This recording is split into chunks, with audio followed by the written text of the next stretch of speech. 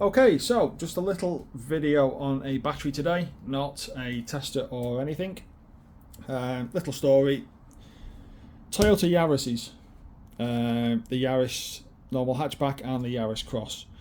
I'm seeing an awful lot of flat batteries on these lately. I've had it in the past on other manufacturers. I remember a good few years ago, Volkswagen Audi had an issue with their mall batteries, and I was going out to 3 or 4 a day.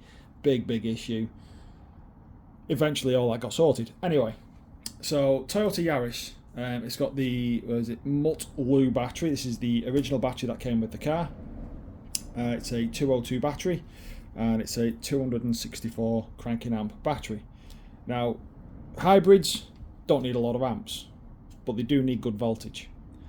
So this lady, she'd been back to Toyota probably about a dozen times with loads and loads of battery related issues, some of which the car would be completely dead, other times it would just power up and say hybrid fault, visit dealer, this, that and the other. So she went back to Toyota, I think it was about 2 weeks ago. They charged the battery up, they said there's nothing wrong with the battery, and they sent her back away. I went out to her a good couple of days ago, and she was basically at wit's end, didn't know what to do. So after a bit of a discussion, she decided it was better if she just bought her own battery rather than wasting time going to the dealers and getting fobbed off. So we sorted her out with a new Yaris 5202 battery, so we fitted that and off she went. And I thought, you know what, we'll stick this on charge and we will see what it actually comes back to. So I put it on charge for a good 24 hours and I did a test on it, and it come back as good battery. It had about 200, it was said about 260 amps, and because it was fresh off the charge, it had like 13 volts. So we've left the battery for 24 hours just for the voltage to stabilize and see where the natural state of voltage and charge the battery has got. This is actually one of the better batteries that I've seen. A lot of them from flat, you're starting the car up and they're taking 2 amps of charge. It's just terrible.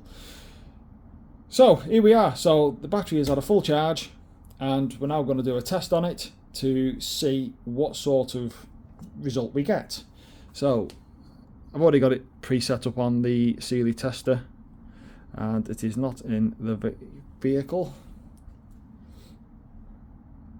So as you can see, that has come back as good recharge, 100%. It's basically passed the test. So pretty much any dealership would effectively just tell you there's nothing wrong with your battery. And pretty much anybody who just sees a result on a computer screen or tester screen will go, that's fine, that battery, there's nothing wrong with it. Now, if you're dealing with the battery at the side of the road, this, that and the other, yes, it probably looks quite good. You probably, oh, looks, it's a bit low, just needs charging up. Now this has been on a charger. This is at a full charge, and it's been left to us for 24 hours. So we can see that it's only at 55% state of charge, 12.24 volts.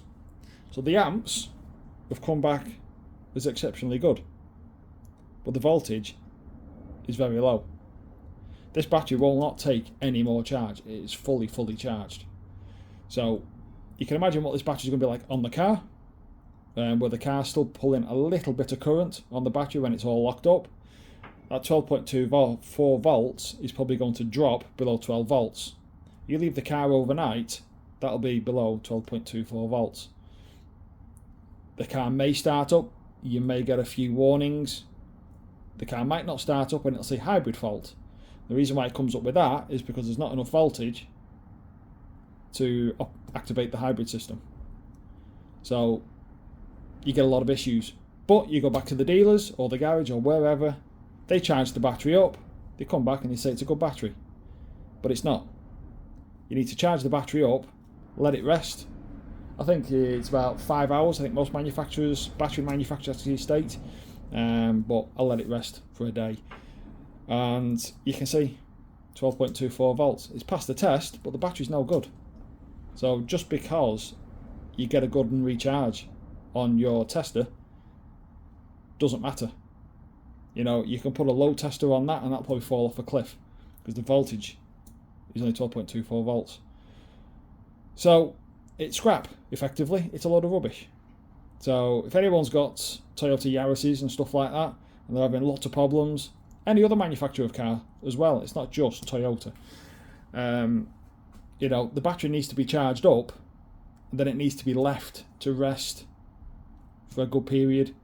Let that voltage stabilise, then do your test, and then you've got to look at the numbers and make your own judgment. So 12.24 volts is too low.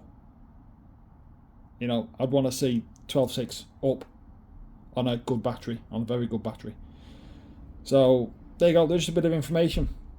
It was, you know, helps me, help diagnose things in the field as well, and it might help other people who have got Toyota cars or any other manufacturer of car where they're having battery problems, especially with hybrids, and the dealers are saying there's nothing wrong with your battery, it's passing a test all the time.